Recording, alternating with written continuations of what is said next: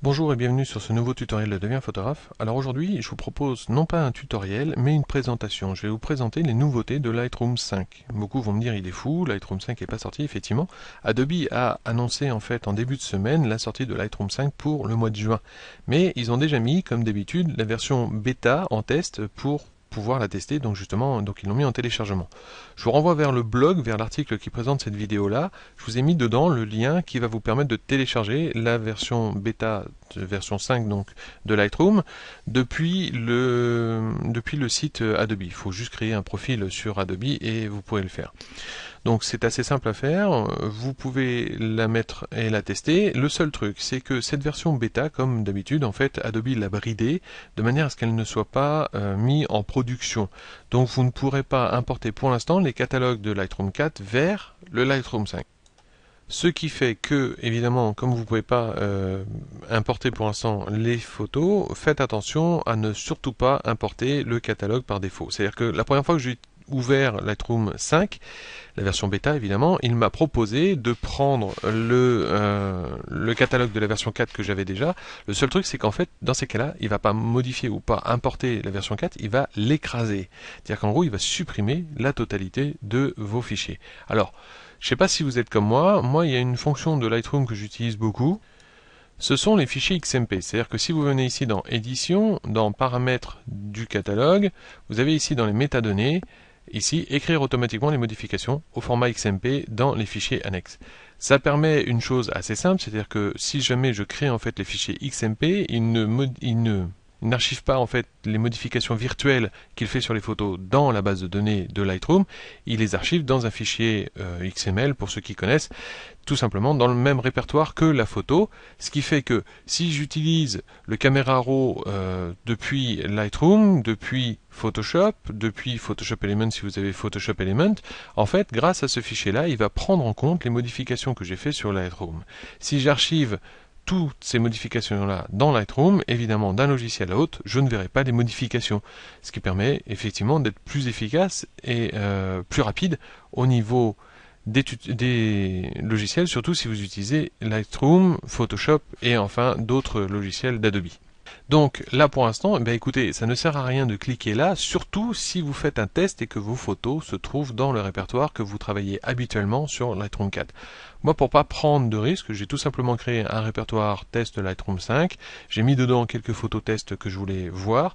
Du coup, à la limite que je clique ou pas ici, ça change rien puisque les fichiers XMP seront juste en fait pour mes photos test et à l'endroit où je suis en train de tester, qui est une copie en fait, c'est juste des copies. Donc je peux les modifier, les supprimer, faire ce que je veux. Donc voilà un petit aparté, faites attention à ça déjà pour tester le Lightroom 5. Maintenant, nous allons commencer par voir plusieurs choses. On va voir au niveau de l'import, il y a une nouveauté, donc je vous disais, c'est les previews en fait qui sont vraiment une chose nouvelle et qui sont vraiment une chose qu'on attendait depuis pas mal de temps. Les vues dynamiques, vous allez voir que c'est très sympa. Ensuite, on passera au mode développement. Je vais vous faire voir deux ou trois nouveautés, les plus importantes évidemment. Les autres, je vous les laisse le découvrir. Il y en a plein d'autres, mais déjà deux ou trois nouveautés. Ensuite, on verra au niveau des modules livres quelques nouveautés. C'est pareil, c'est un module que j'utilise pas énormément, mais entre autres, il y a enfin quelque chose, c'est que vous ne serez plus obligé de faire. Ils ont réussi à automatiser un certain nombre d'opérations qu'on était obligé de faire une par une avant, ce qui était un peu embêtant. Et enfin, le diaporama qui intègre maintenant les vidéos. Je vais vous faire voir ça tout à l'heure. Donc on va y aller. Allez, on va commencer par l'import et regarder ce qu'il y a de nouveau et comment ça se passe. Les nouveautés au niveau de l'import. Vous allez voir que cette nouveauté-là me plaît beaucoup. C'est vraiment quelque chose d'assez génial qu'on attendait depuis pas mal de temps. Donc pour faire mon test, j'ai prévu un certain nombre de choses. Voici, donc j'ai ici une vidéo informative et sinon des formats RAW, tout simplement je suis sur Canon 5D Mark II, donc c'est des RAW au Canon 5D Mark II. Ici, ça c'est les photos que je vais prendre. Quand je vais les importer, en fait, j'ai paramétré de manière à ce qu'il me les copie ici dans le fichier temp ici. Et mon catalogue de Lightroom se trouve ici dans Test Lightroom 5. Donc je vais les importer, pour ça rien de plus simple, vous êtes sur le module bibliothèque, évidemment sur les autres modules ça ne fonctionne pas, vous prenez ici les photos et vous les importez directement ici. La fenêtre en fait d'import s'ouvre, donc si vous avez une petite fenêtre avec juste un minimum ici d'options, il suffit de cliquer sur la flèche ici pour avoir la grande fenêtre avec toutes les options ici possibles. Donc on va d'abord faire comme si c'était sur Lightroom 4, c'est-à-dire qu'on va importer les photos. Vous allez voir qu'il n'y a rien de bien nouveau ici. Voilà, donc il est en train d'importer les photos exactement comme il le faisait avant. Il crée en fait ici les aperçus. Donc voilà, il m'a importé mes photos et créé mes aperçus. Rien de nouveau ici, visiblement, sauf justement sous l'histogramme, vous voyez ici que j'ai photo d'origine. C'est-à-dire qu'en gros, c'est la photo, ce sont les photos d'origine qui sont ici. Donc, si jamais je travaille ici, je ne peux travailler évidemment que sur les photos. Si je vais sur le mode développement, évidemment, avec cette photo-là, vous voyez qu'ici j'ai toutes les options disponibles et je peux travailler dessus. Que se passait-il quand j'avais mes photos hors ligne? Par exemple, j'ai une baie de disque, si jamais j'éteins ma baie de disque, ou si jamais par exemple mon catalogue est sur un laptop et que je suis en voyage, je ne vais pas forcément avoir tous mes disques photos à côté de moi, que se passait-il au moment que quand j'étais sous Lightroom 4? Donc je vais tout simplement aller ici, là, et je vais déplacer en fait le TIFF que j'ai ici, je vais le déplacer sur mon bureau, donc en gros je mets la photo hors ligne. Si on revient ici sur Lightroom, vous allez voir qu'ici, voilà, le temps qui se réveille, on a ici en fait un petit icône qui apparaît avec un point d'exclamation qui me dit tout simplement que ma photo est manquante. Si je vais au niveau du développement ici, vous voyez qu'ici tout est grisé, je ne peux pas travailler sur cette photo. Quelles sont les nouveautés au niveau de Lightroom 5? Je vais repartir à zéro, c'est-à-dire je vais vider ici, choisir toutes les photos et je vais les supprimer directement du disque dur. Je vais supprimer ici aussi les répertoires, voilà, et on va repartir à zéro. Donc, je vais réimporter mes photos, mais cette fois-ci version Lightroom 5, c'est-à-dire que je vais activer les options de Lightroom 5 par rapport à Lightroom 4. Donc, je reprends mes photos, je les réimporte. Voilà. Ici, en fait, je ne sais pas si vous avez regardé au début, mais il y a une nouvelle option qui s'appelle créer des aperçus dynamiques. Donc, je vais cliquer dessus justement et je vais activer ça. Donc, je vais créer maintenant des aperçus dynamiques au moment de l'import. Donc j'y vais, je suis en train d'importer, vous voyez qu'il importe. Ici, en fait, il y a une deuxième tâche voilà, qui se fait en parallèle. Il est en train de créer les aperçus dynamiques en même temps qu'il est en train d'importer. Donc ça prend quelques secondes. Voilà, il m'a dit qu'il les a finis. C'est aussi simple que ça. Alors, évidemment, pour créer des aperçus dynamiques, quand vous serez depuis Lightroom 4, vous allez passer en Lightroom 5. Vous allez importer votre catalogue. Vous allez me dire, je vais être obligé de réimporter toutes les photos sur lesquelles je veux créer les aperçus dynamiques. Non, bien sûr que non. Vous choisirez vos photos ici, vous irez ici dans le menu Bibliothèque, dans Aperçus ici, et vous prendrez ici Créer des aperçus dynamiques. Alors vous voyez que c'est vraiment la version bêta, hein. Ici il y a des trucs un peu bizarres au niveau des menus. Tout simplement, ils n'ont pas été encore traduits, alors que sur la version 4, ces menus-là existent déjà, hein, et ils sont déjà traduits. Mais vous inquiétez pas, au moment de la vente évidemment du produit, tout sera mis correctement. Donc ici en fait, tout simplement, donc je peux créer mes aperçus dynamiques. Alors, ça sert à quoi un aperçu dynamique? Je retourne sur ma photo comme tout à l'heure et je vais la mettre hors ligne, exactement comme on avait fait hors ligne tout à l'heure. Alors juste avant, je vais vous montrer quelque chose, c'est que quand je clique ici, tout à l'heure j'avais ici photo d'origine, maintenant j'ai photo d'origine plus aperçu dynamique. Vous voyez ici? Voilà. Donc je vais déplacer ici mon TIFF comme j'ai fait tout à l'heure, de manière à le faire disparaître ici. Hop, voilà. Maintenant, si vous regardez ici, à la place du point d'exclamation, j'ai un icône noir qui apparaît ici, en fait, et qui me met que ma photo est hors ligne. La grosse différence, c'est que si je la sélectionne, tout à l'heure, quand je suis allé sur le mode développement, je ne pouvais rien y faire. Là, ici, vous voyez que toutes les options sont possibles. Et je peux modifier, en fait, cette photo-là. Et l'avantage, c'est qu'une fois que je vais les avoir modifiées, il va tout simplement impacter ces modifications-là directement sur la version finale quand elle sera en ligne à nouveau. On va faire un test, je vais vous faire voir.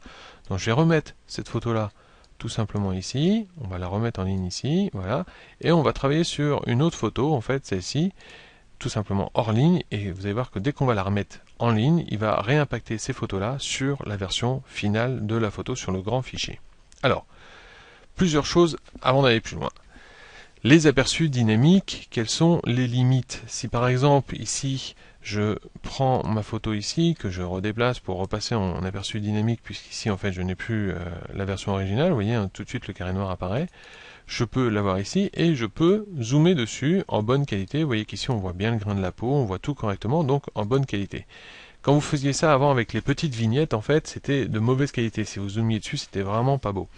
Là, les aperçus dynamiques sont déjà assez grands. Alors, quelle est la taille d'un aperçu dynamique? La taille de l'aperçu dynamique est maximum 2450 pixels de large, enfin sur le bord le plus large, si vous êtes là je suis en format paysage évidemment, ce qui permet d'avoir des photos plus petites. Quelle est la taille des aperçus dynamiques? Rien de plus simple, on va les vérifier. Donc je vais prendre toutes les photos que j'ai importées. Si je viens ici dans mon test Lightroom 5, je prends ici toutes les photos que j'ai importées et je regarde la taille totale de ces fichiers. Vous voyez ici, j'en ai pour 344 mégas. Je vous disais que mon catalogue se trouve ici dans Test Lightroom 5, je vais dedans. J'ai le test Lightroom 5 LR4 comme d'habitude, ça n'a pas changé. Le Preview, pareil, comme d'habitude, ça n'a pas changé. Et j'ai mes Smart Preview ici, en fait, qui sont justement la nouveauté, donc les aperçus dynamiques ici. C'est là-dedans qu'il va archiver les miniatures de 2500 pixels de large maximum qu'il crée pour les avoir même quand c'est hors ligne. Donc si je fais ici propriété, vous voyez qu'ici en fait de 344 mégas, je passe à 25 mégas seulement au niveau des archivages. Alors évidemment, ça peut prendre beaucoup de place. J'ai 6 Tera de photos à la maison, je ne sais pas combien ça va donner à la fin quand je vais passer la totalité de mon catalogue, mais déjà ça prendra beaucoup moins de place. Ce qui fait que je ne vais pas être obligé d'avoir forcément en ligne les grands formats et je vais pouvoir travailler directement sur les aperçus. Comment j'ai su que la taille maximale de l'aperçu était de 2450 pixels de large? C'est assez simple, je vais vous faire voir tout de suite. Si je prends le TIFF ici d'origine, si vous regardez en fait la taille ici, vous voyez qu'en fait il fait 6000 sur 4500 pixels, donc 6000 de large sur 4500 pixels de haut. Si je l'exporte et je lui dis de 6000 à 4500, tu passes avec 4000 maximum sur la barre, sur le côté le plus large, il va me l'exporter tel quel, il n'y a pas de problème. Vous vous souvenez, au niveau de l'export ici, je peux aussi choisir, donc vous voyez ici, je suis seulement sur l'aperçu dynamique. Donc si je fais ici, exporter ici, au niveau de la taille des fichiers ici, je vais pouvoir en fait lui dire de combien je veux qu'il agrandisse en fait les photos ou pas. Donc vous voyez ici, je suis à 4000, je vais mettre 4000 pixels sur 300 dpi, et je vais lui dire tout simplement de ne pas agrandir ici lors de l'export. Donc il va prendre, puisque ici je suis sur la version virtuelle de la photo, c'est-à-dire sur l'aperçu dynamique de la photo, il va prendre l'aperçu dynamique de la photo et il va me l'exporter. Vous allez voir justement, donc je l'ai mis avec 4000, mais sans l'agrandir si jamais elle est plus petite. Donc je lui fais exporter ici. Je vais aller ici, donc dans le répertoire où il m'a exporté ma photo. Je viens ici, donc voilà, il m'a créé book ici, c'est l'export. Et vous voyez qu'au lieu de 4000, il est resté à 2540 pixels de large. Donc ça veut bien dire que la version maximale au niveau des aperçus dynamiques est 2540 pixels. Ceci dit, c'est déjà un bon format, c'est la moitié, si vous travaillez par exemple sur Canon 5D Mark II qui est de 21 millions de pixels, c'est la moitié en fait du format. Ce qui fait que je vais pouvoir vraiment travailler sur une bonne qualité, même en aperçu dynamique, et pouvoir réimpacter après ces modifications-là directement quand je vais remettre mes photos en ligne. Donc c'est vraiment quelque chose de génial. On va le voir tout de suite.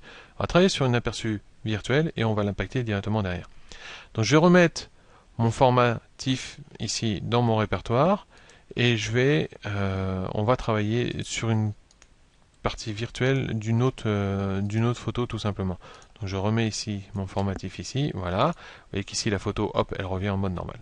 On va travailler sur cette photo là et on va passer au mode développement. Je vais vous faire voir justement comment on va faire ça.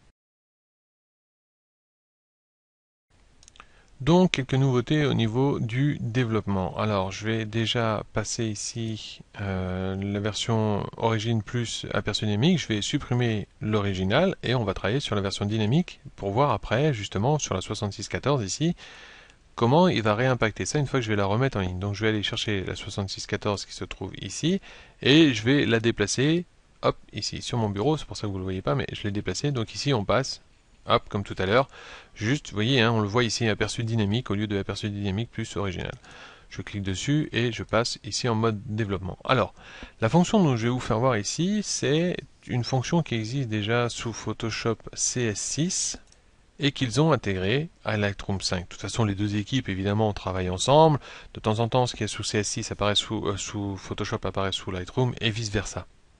Donc je vous disais la fonction sous CS6 qui s'appelle le grand angle adaptatif. Je ne sais pas si vous l'avez déjà testé pour ceux qui sont sous Photoshop CS6, mais en fait ils l'ont intégré ici, ce qui permet en fait de corriger tout simplement les grands angles. Alors Vous connaissez déjà, de toute façon, les corrections d'objectifs qui existent sous Lightroom, ça n'a pas changé évidemment. Ici, par exemple, donc hop, si je fais pas de bêtises, j'arrive ici, je vais tout simplement ici dans correction des objectifs, donc vous vous souvenez ici, je peux déjà ici corriger un certain nombre de choses. Par exemple ici, si je vais sur profil, que je fais activer le profil de correction, vous allez voir tout de suite.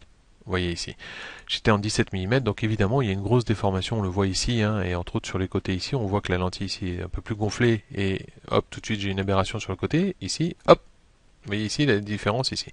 Ça, c'était déjà faisable évidemment sous Lightroom 4, maintenant sous Lightroom 5, ils ont ajouté justement la correction identique à celle de Lightroom 6. Donc si je viens ici, j'ai aussi une nouveauté, supprimer les aberrations chromatiques. Alors surtout quand je suis en grand angle, sur le bord des lentilles, j'ai souvent des aberrations chromatiques. Donc là, je suis fermé en F8, j'en ai déjà beaucoup moins que si j'étais ouvert à fond. Par exemple ici, je suis avec un 17-40 en fait ouverture F4, donc j'ai fermé 2 crans ici mon ouverture, ce qui fait que j'ai déjà moins d'aberrations chromatiques. J'utilise moins l'extérieur des lentilles. Là en fait, ça permet de corriger les aberrations chromatiques si jamais j'en ai besoin. Donc contraindre le recadrage. Maintenant ici, la nouveauté c'est ça, redresser. Si j'appuie ici sur auto, vous allez voir tout de suite la différence. J'appuie ici, voilà. Vous voyez qu'ici en fait il m'a refait, vous voyez ici, désactiver, réactiver, il m'a redressé complètement ma photo. Donc comme ici il manque le badge, au lieu de la 14, je vais vous prendre la 13 ici. Donc on va faire pareil, je vais aller ici, hop, au niveau de l'import. Et je vais déplacer la 13 ici pour la travailler sur simplement l'aperçu dynamique comme on disait tout à l'heure. Donc je reviens ici sur mes modifications d'objectifs. Hop, il suffit que je les retrouve. Voilà ici. Je fais ici la correction auto, donc déjà activer le profil, supprimer ici les aberrations chromatiques, et je fais ici auto. Vous voyez qu'ici, hop, il me redresse ma photo, donc ici j'ai le bas. Alors ça c'est vraiment intéressant, vous voyez quand même que ça corrige déjà pas mal. En plus, je peux aller ici en manuel et modifier encore la photo. Par exemple, au niveau des aspects, je peux, vous voyez ici, regagner, ici, parce qu'en fait là il me l'a un peu élargi, donc regagner à peu près la version originale pour garder les mêmes ratios. Alors là, évidemment, la photo est assez serrée au départ, il aurait fallu l'avoir plus large, mais ça vous donne un aperçu de ce qu'on peut déjà faire au niveau de la correction des perspectives. Mais on peut aller encore plus loin. Par exemple, je vais cliquer ici sur complet, ici, hop, et vous voyez ici en fait que voilà, il me redresse complètement ma perspective. Alors vous voyez ici en fait on voit le plan, donc c'est comme ça en fait qu'il va redresser la chose. Donc c'est assez simple, après il vous suffit de prendre ici le recadrage et de prendre ici en fait donc comme vous le voulez, hop, la photo qui vous intéresse au niveau du recadrage, avec ou sans garder les proportions, ça c'est à vous de voir en fait selon ce que vous voulez garder. Mais vous voyez que ici en fait j'ai la perspective à peu près correcte. On voit qu'ici c'est une petite déformation quand même encore, donc je repasse ici en mode manuel au niveau de la correction des objectifs et on va corriger un peu le petit problème que j'ai ici. Voilà, on va faire ça comme ça, à peu près ici, et surtout on va finir de travailler tout correct. Vous voyez que pour l'instant j'ai une petite déformation ici au niveau des tours, donc je vais ici sur distorsion et je récupère un peu de manière à avoir quelque chose de correct. Donc voilà. Après il suffit de faire le cadrage ou simplement vous corrigerez ici les aperçus. Donc vous voyez que c'est pas mal. Donc si je compare en fait entre avant et après, voilà le avant, voilà le après. Donc vous voyez qu'on peut vraiment corriger les perspectives, ce qui est vraiment intéressant. Donc ça c'est une nouveauté qui existait sous CS6 et qui a été implantée sous Lightroom. Nous allons voir maintenant la correction au niveau du correcteur automatique. Pour vous faire voir la nouveauté au niveau du correcteur, je vais vous faire voir avec une autre photo. On va choisir cette photo ici, je vais retourner dans le mode développement ici et je vais passer en mode aperçu simple. Le problème du Canon 5D Mark II, c'est un full frame, mais en fait, quand on regarde dans le viseur, on ne voit pas exactement la grandeur, la totalité de la photo. Résultat des opérations, par exemple, on peut avoir ce genre de petite anomalie. Si je zoome ici, vous voyez qu'il me reste ici un tout petit bout de bras que je veux supprimer. Donc si je prends le correcteur version Lightroom 4, en fait, ici, je choisissais ici la taille du correcteur, j'appliquais ici, et évidemment, je pouvais déplacer ici. Donc soit je mettais ici corriger, dupliquer, donc ici je vais mettre dupliquer avec une opacité de 100%, et si je voulais supprimer, alors hop, on met ça voilà ici, si je voulais supprimer la totalité du bras, il fallait que voilà, je passe les unes après les autres ici, comme ça, et que je finisse le travail les unes après les autres. Donc ça pouvait prendre pas mal de temps tout de même. Sous Lightroom 5, sous Photoshop du moins, c'est beaucoup plus rapide. Il suffit tout simplement de cliquer, de glisser et ça se fait tout seul. Et bien c'est ce qu'ils viennent d'intégrer justement dans Lightroom 5. Alors l'autre nouveauté aussi, c'est que avant sous Lightroom 4, si je voulais supprimer, il fallait que je sélectionne la modif et que je fasse supprimer les unes après les autres. Là, j'appuie sur la touche Alt. Vous voyez qu'ici j'ai un ciseau qui apparaît et je sélectionne, donc quand je clique sur le bouton gauche, vous voyez que ça se transforme. Je sélectionne tous ceux que je veux supprimer et voilà, c'est supprimé. Donc c'est beaucoup plus rapide aussi. Ça c'est une nouveauté aussi sur Lightroom 5, c'est qu'ils ont enfin automatisé les choses plutôt que de les faire un par un. On verra tout à l'heure sur les livres, c'est la même chose. Donc ici en fait on est sous Lightroom 5. Ce que je vais faire, je vais cliquer ici et je vais glisser tout simplement ici, voilà, pour supprimer par exemple cette partie-là.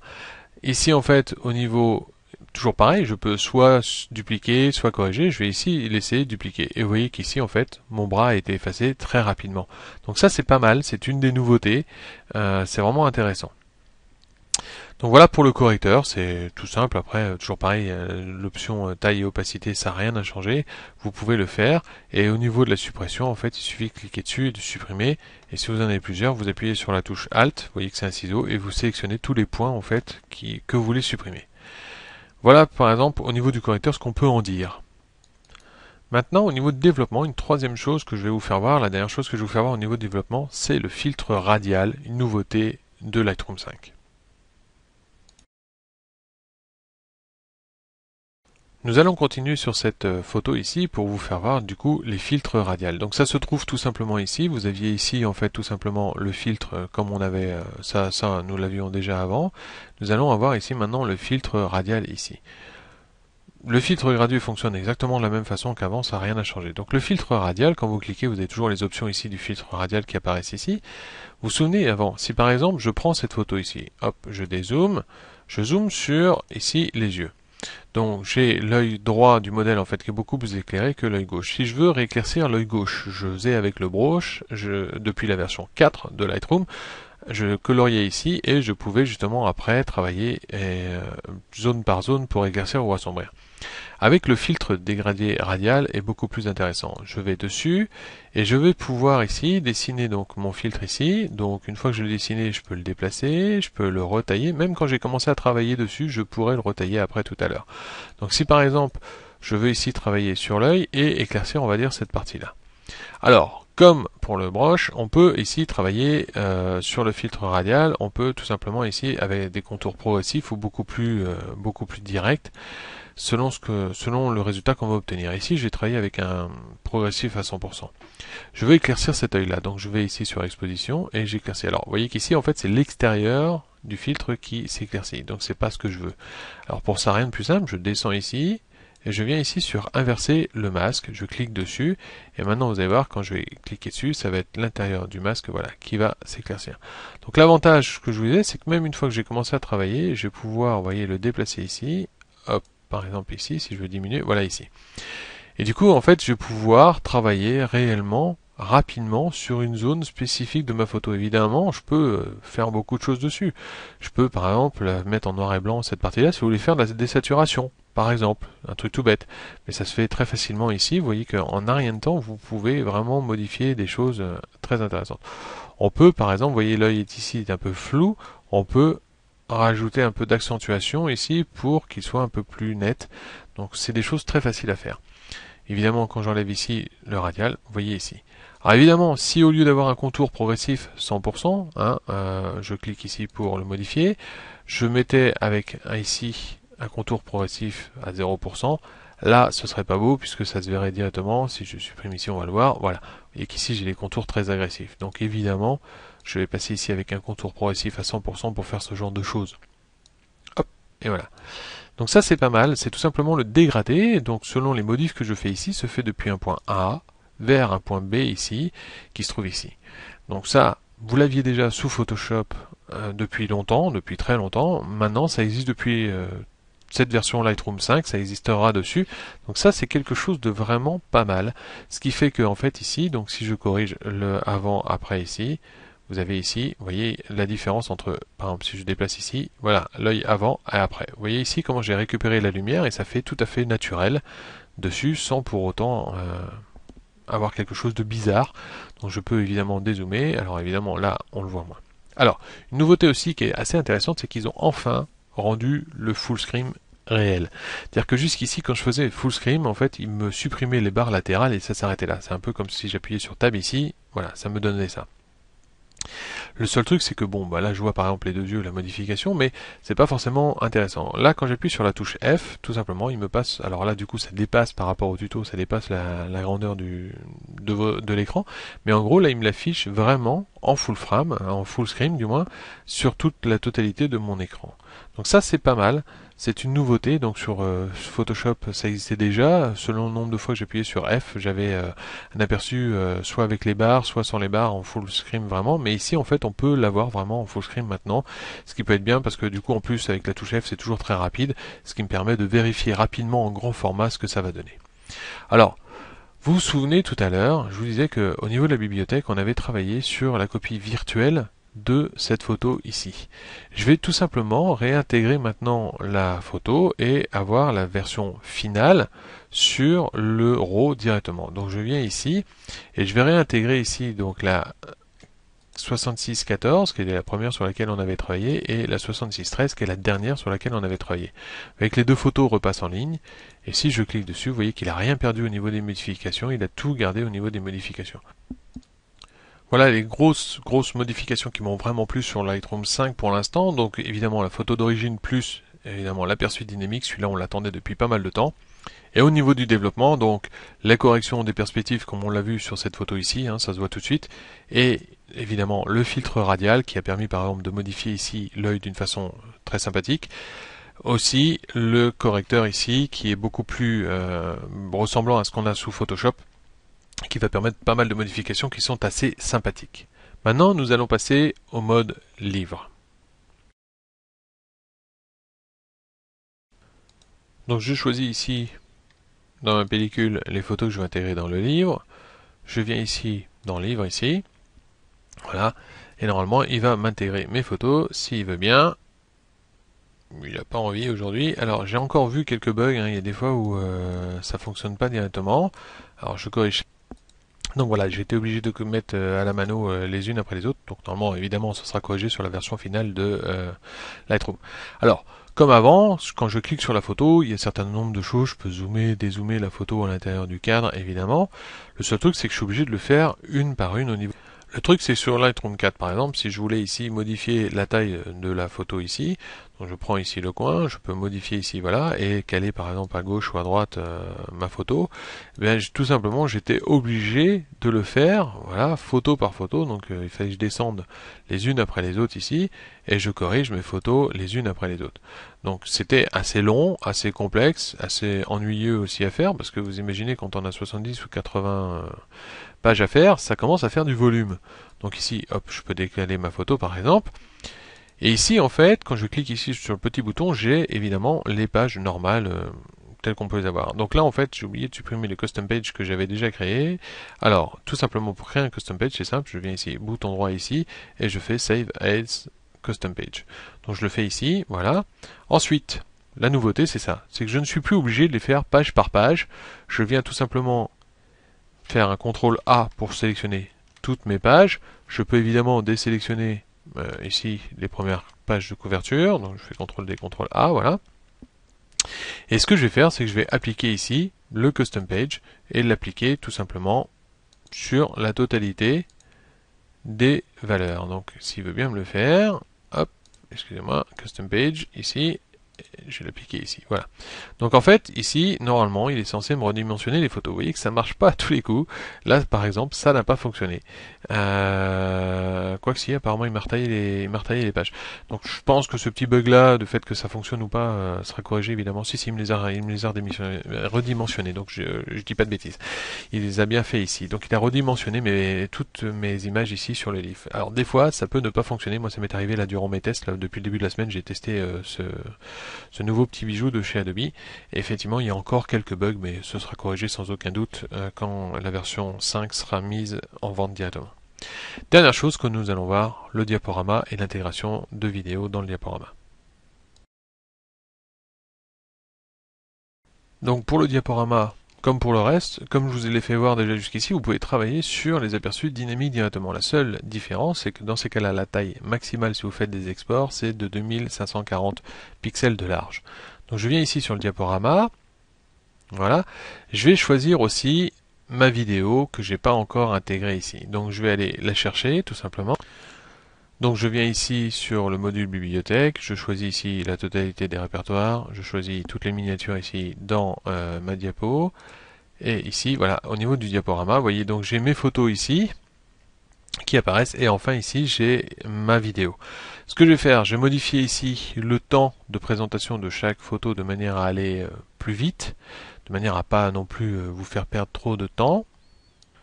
Donc c'est tout en bas si mes souvenirs sont bons. Quand je descends ici, voilà. Au niveau des diapos, on va mettre allez, une seconde, comme ça il va changer très rapidement. Et le fondu, on va le mettre aussi à une seconde, comme ça il va aller rapidement pour faire le truc. Donc maintenant, si je fais l'aperçu ici, en fait, donc il va commencer l'aperçu tout simplement par la première photo, puis il va continuer en fait avec les autres photos, et arriver aux 26 secondes de vidéo, il va tout simplement lire les vidéos. Vous voyez, donc ici c'est parti, donc première photo, deuxième photo, donc en fait là je suis à moins d'une seconde par photo, ce qui permet d'aller assez rapidement en fait. Voilà, donc ça c'est des photos tests que j'ai fait cet après-midi pour un certain nombre d'appareils photo. On a ici la correction qu'on a fait tout à l'heure ici, voilà, vous voyez qu'elle est bien droite. Et enfin, on va arriver donc sur la vidéo où il va nous lire, vous allez voir la vidéo tout simplement en diaporama. Alors, c'est pas une nouveauté, c'est pas un module que j'utilise beaucoup.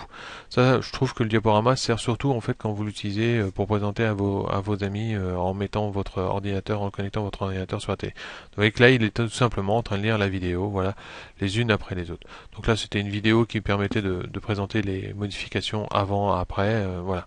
Vous avez ici les modifications. Donc voilà. C'est ce qu'on pouvait dire en gros sur Lightroom 5. Il y a d'autres trucs évidemment, par exemple au niveau des cartes. Maintenant il intègre aussi la hauteur, l'altitude, ce qui n'était pas le cas jusqu'ici. On peut avoir aussi des filtres supplémentaires au niveau de la bibliothèque, hein, puisque au niveau on peut avoir justement les GPS et compagnie au niveau des filtres maintenant.